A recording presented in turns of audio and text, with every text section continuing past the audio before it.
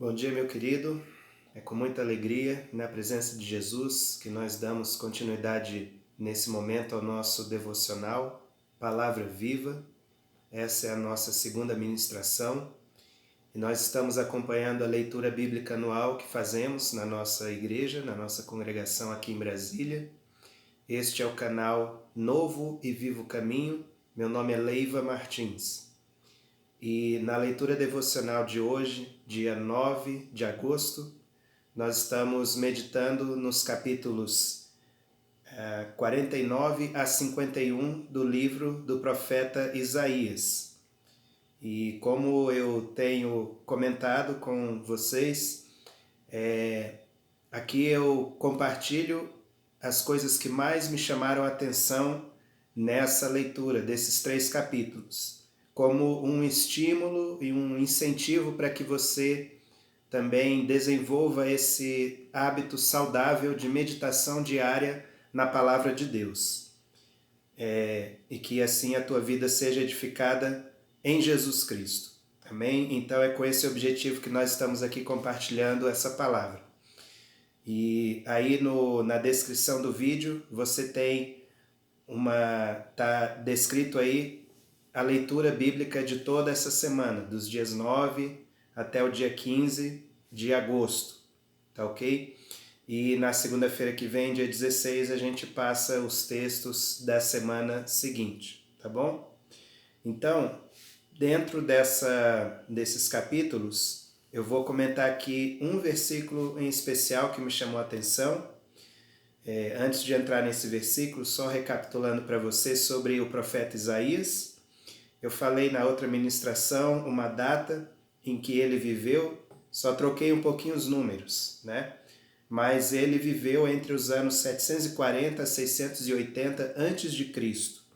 Então, né, dentro desse período de 60 anos, Isaías profetizou a vários reis do Reino do Sul de Israel, né? E nesses capítulos, no livro de Isaías, ele tem duas grandes divisões. A primeira divisão é dos capítulos 1 a 39 e a segunda do 40 ao 66. A primeira parte, dos capítulos 1 a 39, ela tem um tom muito mais de correção, de exortação, de juízo de Deus sobre vários erros, vários pecados, tanto do povo de Israel como do povo de Judá, o Reino do Sul, né? Israel, o Reino do Norte, as outras tribos e as nações ao redor. Então, várias sentenças proféticas de correção e de juízo sobre, né, essas nações. Predomina isso. E já na segunda parte dos capítulos 40 a 66, tem um outro tom, a profecia de Isaías. Ela traz muito mais, predomina muito mais promessas,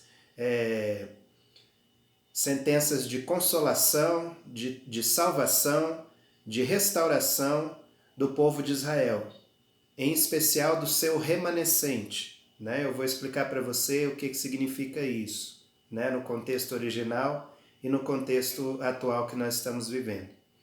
Então, essa segunda parte do livro, dos capítulos 40 a 66, ela enfatiza muito mais essas promessas. E, como característica de Isaías, num tom muito messiânico, né? Várias profecias ali apontam diretamente para a vida e para a obra do Senhor Jesus no seu papel de Salvador e Redentor da humanidade. Então, esses capítulos 49 a 51, eles estão contidos nessa segunda parte, com um tom muito mais de restauração, de consolação do remanescente de Israel. E dentro desses 3 capítulos, em especial 49 a 51, eu destaquei aqui o versículo 6 do capítulo 49. Nós vamos meditar nesse texto e vamos ir desdobrando o seu significado aqui nessa ministração. Então, Isaías 49, 6, a palavra de Deus diz assim: Disse mais: pouco é que sejas o meu servo, para restaurares as tribos de Jacó e tornares a trazer os remanescentes de Israel. também te dei para luz dos gentios, para seres a minha salvação até aos confins da terra. Amém? Essa palavra, ela também está em Isaías 42:6, muito semelhante a isso, apontando para a mesma questão. Um remanescente restaurado que serviria de luz para os gentios. Gentio, com O no final, significa todo aquele que não é judeu, né? Todo aquele que não é da raça hebraica, judaica, né? Então, se você não tem sangue judeu, automaticamente você é gentio, né? Você está contemplado nessa palavra como gentio, ok? E como eu disse, a palavra profética, ela é como se fosse, imagine um quadro 3D, que você consegue olhar aquela cena, mas de acordo com o seu ponto de vista, você consegue ver que tem profundidades diferentes, tem nuances diferentes, tem alcances diferentes. E fazendo essa analogia, a palavra profética, bíblica, né, que eu digo, ela frequentemente, e na grande maioria das vezes, ela tem essa característica. Ela tem camadas de significado, né, sobrepostas ali. Ela tem um significado primário para o seu contexto histórico, humano, para os seus primeiros ouvintes, e ela se desdobra também em significados crescentes, né? A palavra profética bíblica, ela tem muito disso. E esse versículo é um versículo típico disso. Ele tem essas camadas de significado. E durante a minha leitura, a minha meditação, eu identifiquei aqui 3 camadas que decorrem, né, da interpretação desse versículo. Então, eu quero enfatizar com você essas 3 camadas, esses 3 significados dessa profecia. Então, o primeiro significado diz respeito ao povo de Israel, para quem foi dirigida essa palavra. Olha que interessante. Isaías, ele viveu aí nessa antiguidade, 740, 680, foi antes de Cristo, foi mais ou menos o tempo em que ele profetizou ao povo. E essas palavras que ele disse, principalmente desses capítulos finais, 40 a 66, elas foram dirigidas para uma geração que nem tinha nascido ainda, historicamente, né? Ela foi dirigida a uma nação que seria levada cativa por Babilônia, isso ainda não tinha acontecido quando ele profetizou, uma geração que passaria um tempo nesse cativeiro e depois o Senhor Deus restauraria um remanescente desses cativos. Então, essa palavra, ela foi dita para esses remanescentes, né? E quando a gente vê o desenrolar da história do povo de Israel, Isaías, a sua geração passou e a primeira invasão babilônica no Reino do Sul, ela data de 605 antes de Cristo. Então veja que já teve um intervalo aí de 75 anos entre o fim do ministério profético de Isaías e a primeira intervenção de Babilônia em Judá. Mas ainda não foi aí que começou a contagem do cativeiro, porque foi uma primeira incursão. O Império Babilônico levou alguns anos para se expandir sobre a Terra Santa, né? Ali o Oriente Médio. 605 foi a primeira incursão, foram levados alguns cativos, dentre eles Daniel, foi levado para a Babilônia. A segunda incursão foi em 597 a.C., aí já teve mais danos. E a terceira e mais dramática e terrível incursão foi em 586 a.C., aí de fato caiu a cidade de Jerusalém e todo o Reino do Sul.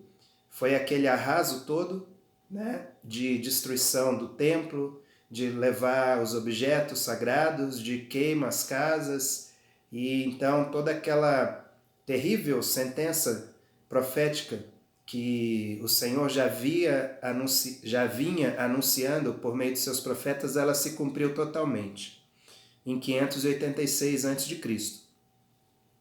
Então, Isaías profetizou para um povo que veio depois ainda desse cativeiro. Gente que foi levado cativo, né? E talvez gente que tenha nascido no cativeiro, e o Senhor estava dando promessas de restauração para um remanescente. Remanescente, trocando em miúdos, são os que sobraram, os que não foram mortos pelas incursões, pelas guerras com os babilônios, pela tortura, pela morte, etc. Foram levados cativos em situação de total humilhação, desonra e descrédito e desprezo e etc.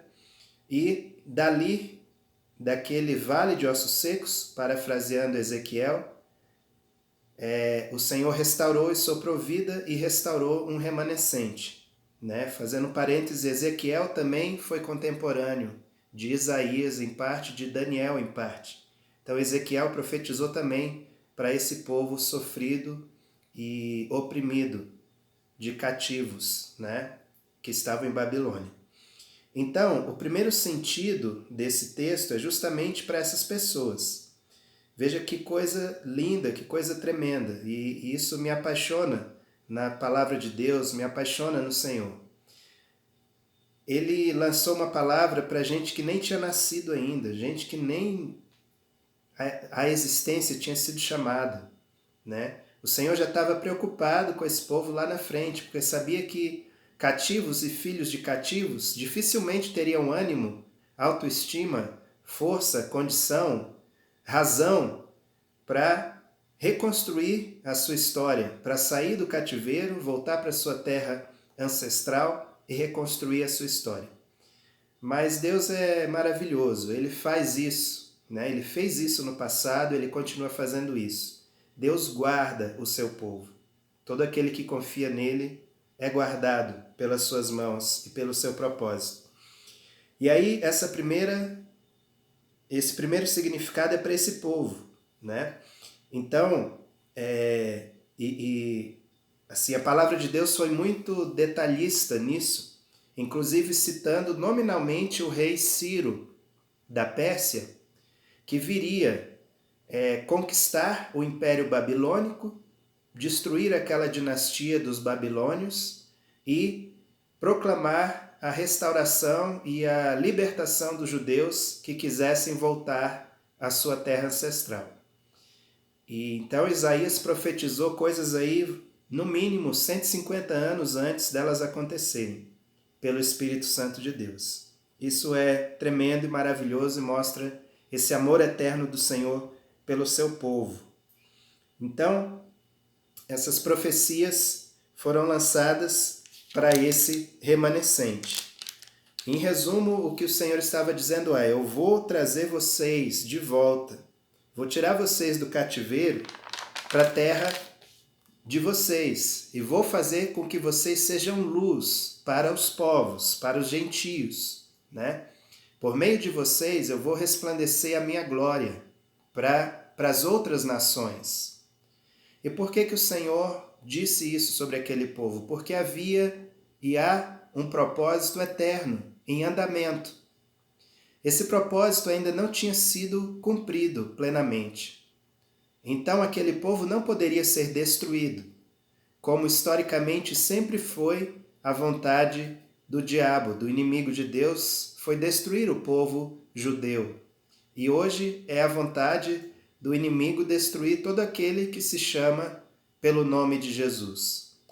Mas assim como foi com o povo de Israel, é com todo o povo de Deus hoje, seja da raça hebraica ou seja gentio, como a maioria de nós somos, né? Enquanto o propósito eterno do Senhor não se cumprir na tua vida, você é indestrutível. Amém? Enquanto esse propósito não se cumprir, ninguém toca na tua vida. Aleluia! E o Senhor Jesus mesmo garantiu que aquele que vem a ele, que vai a ele, ele não lança fora, e o maligno não nos toca. Aleluia. Então o propósito eterno do Senhor será cumprido. Há um propósito eterno em andamento na sua vida. Eu já falei em outra meditação, não aqui no canal, mas numa igreja onde eu estava pregando. Eu falei para os irmãos assim, olha, o nosso Deus tem o controle da história em suas mãos. Se ele quisesse, ele já teria colocado um fim na história. Ele já teria enviado Jesus para acabar com a história e mudar a configuração de tudo e entrar numa dimensão de eternidade, de reino eterno. Mas ele não fez isso ainda. Logo, se ele não fez isso ainda e estendeu a história até agora, que nós estamos aqui vivendo nessa terra, falando uns com os outros e ouvindo uns aos outros, eu não posso achar que eu estou aqui por acaso. Tem uma vontade determinada de Deus em permitir e me chamar à existência. E você também. Então, é loucura você passar por essa vida sem deixar o teu recado, sem cumprir o teu propósito. Existe um propósito eterno em andamento, e você precisa discernir qual o seu papel dentro desse propósito e realizar esse propósito. Só assim você será plenamente, 100%, feliz, satisfeito e realizado. Amém? Aleluia. Então, o primeiro significado é esse. O Senhor levantaria daquele povo sofrido, daquele povo cativo, de filhos de escravos, um remanescente que seria luz para as nações, para os povos.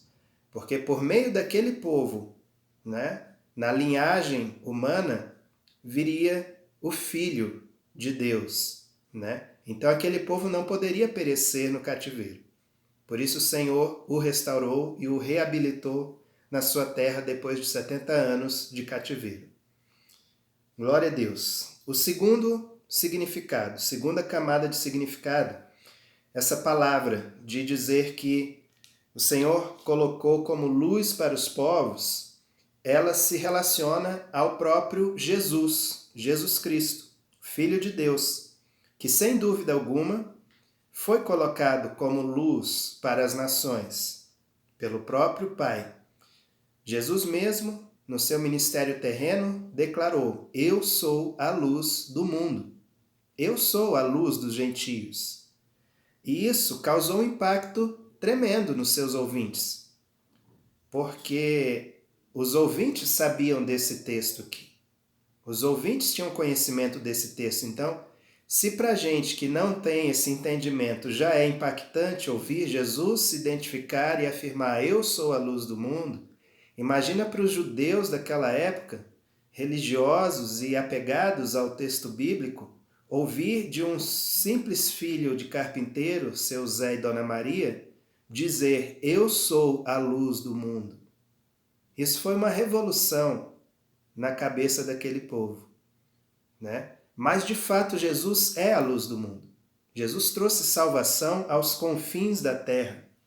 E aí quando a gente vai na continuidade desse texto de Isaías 49, a gente vê essa salvação sendo estendida realmente aos confins da terra, né? Eu quero ler aqui essa continuidade para você ter uma ideia. Olha o que a Bíblia diz aqui. Isaías 49, 6, eu vou ler só o finalzinho, né, que foi o texto que nós lemos, que diz: também te dei para a luz dos gentios, para seres a minha salvação até a extremidade da terra. Aí no versículo 7, os reis o verão e se levantarão, os príncipes diante de ti se inclinarão por amor do Senhor, que é fiel, e do Santo de Israel, que te escolheu. E aí no versículo 8 diz: assim diz o Senhor, no tempo favorável te ouvi, no dia da salvação te ajudei, te guardarei e te darei por aliança do povo, para restaurares a terra e lhe dares em herança as herdades assoladas, para dizeres aos presos: saí, e aos que estão em trevas: aparecei. Eles pastarão nos caminhos, em todos os lugares altos terão seu pasto.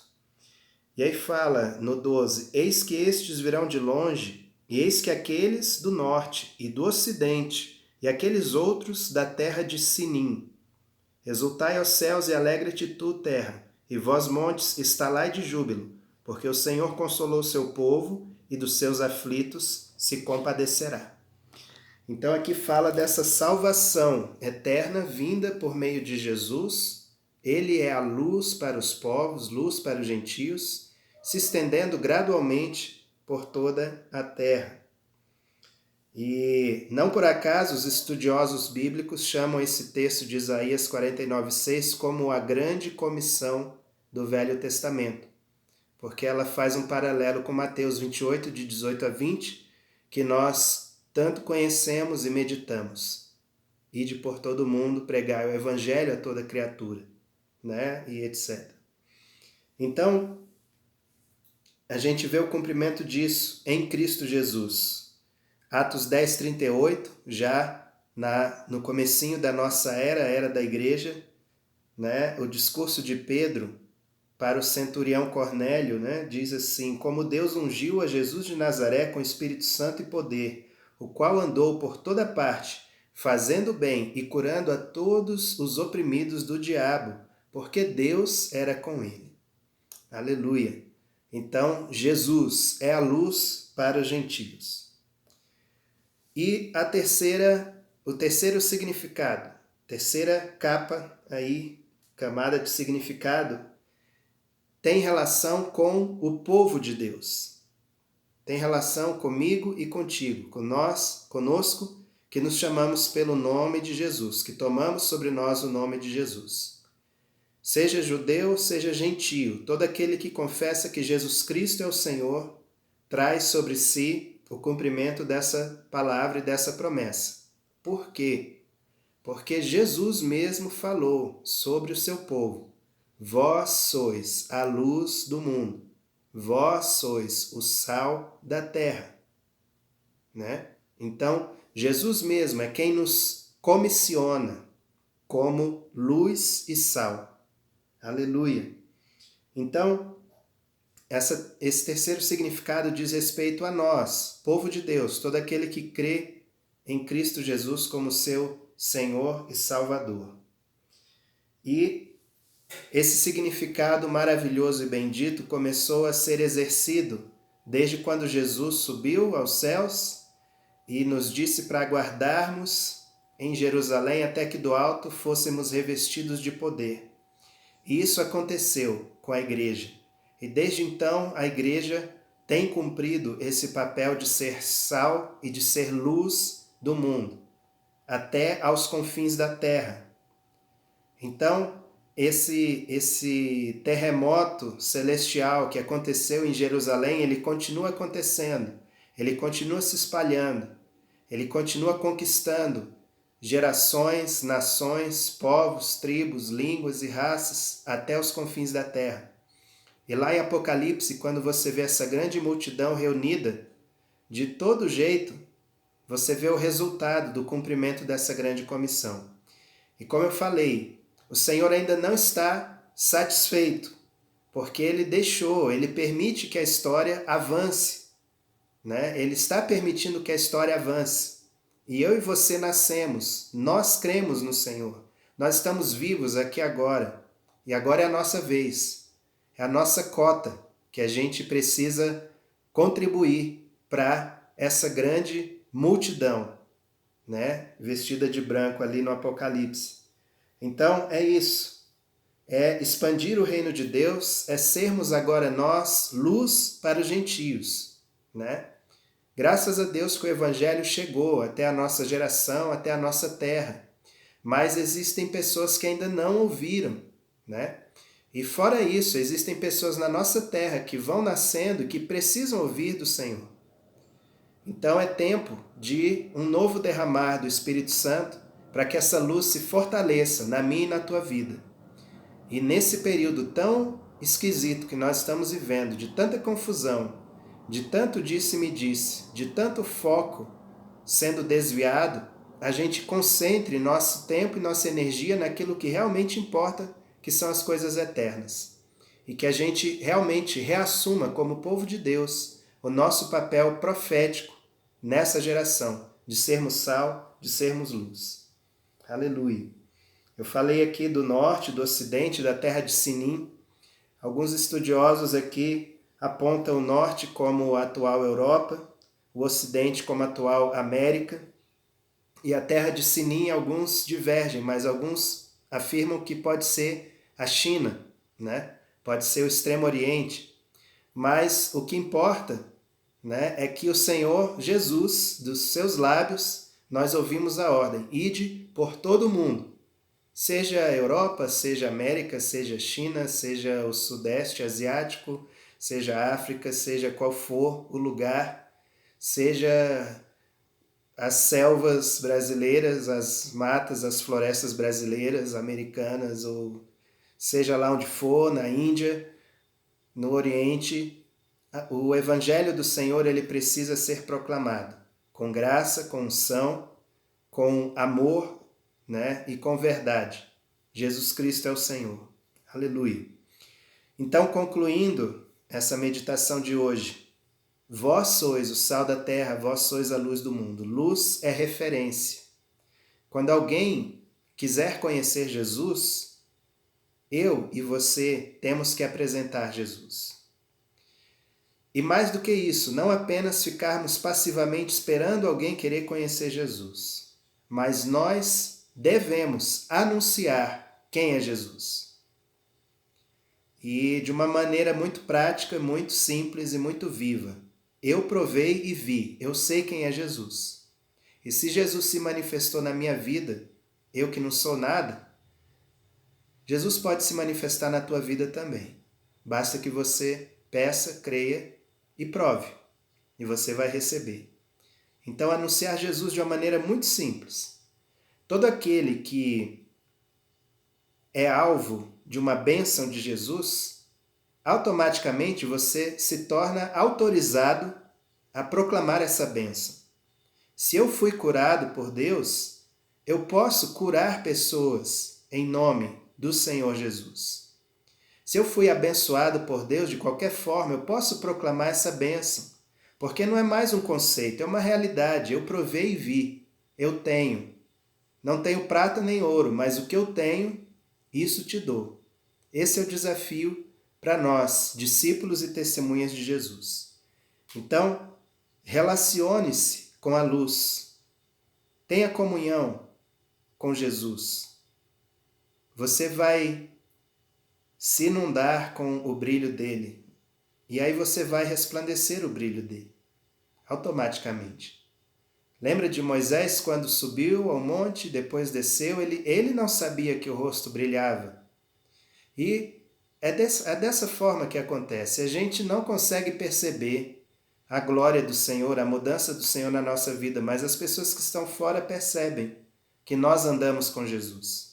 Então se aproxime da luz, você será iluminado e você vai iluminar outras pessoas. Essa é a tua vocação na nossa geração. Então, o Senhor ele sempre reafirma, recapitulando aí geral os 3 significados, o Senhor sempre reafirma a nossa identidade, quem nós somos, povo de Deus, e a nossa vocação, para que viemos a este mundo. Pense um pouco sobre isso. Quem eu sou, por que eu vim ao mundo. Em Jesus você vai encontrar firmeza, certeza e clareza sobre essas respostas. O Senhor fez isso com o remanescente de Israel na época de Isaías. O Senhor fez isso, reafirmou a identidade e vocação do seu Filho Jesus Cristo. Este é o meu Filho amado, em quem me comprazo, em quem está toda a minha alegria. E o Senhor fez isso com a igreja em Atos e faz isso com a igreja hoje em dia, reafirmando a nossa identidade e a nossa vocação. Nós somos filhos e filhas. Somos raça eleita, sacerdócio real, povo de propriedade exclusiva de Deus, para anunciar as virtudes daquele que nos tirou das trevas para a sua maravilhosa luz. Identidade e vocação. Aleluia! Existe um propósito eterno em andamento. Cumpra o teu propósito. Tenha discernimento, clareza e cumpra o teu propósito, em nome de Jesus. Aleluia. Vamos orar nesse momento. Obrigado, Senhor, pela tua palavra. Obrigado, Senhor, pela tua vida, vida com abundância que flui da palavra do Senhor. Nós te damos graças porque temos entendido nesta hora que somos luz, luz para os gentios. Queremos te agradecer porque um dia alguém brilhou e mostrou a luz para nós. E agora nós temos sido iluminados pelo Senhor, mas nós não estamos satisfeitos com isso. Nós queremos iluminar outras pessoas que ainda estão no escuro, Senhor. Dá-nos a tua graça e aumenta o poder dessa luz em nossas vidas. Que Jesus se manifeste mais e mais em nós e através de nós. Essa é a nossa oração. Te agradecemos porque tudo isso está debaixo do governo, do controle e do cuidado amoroso e terno do Senhor. Assim nós te agradecemos e te louvamos.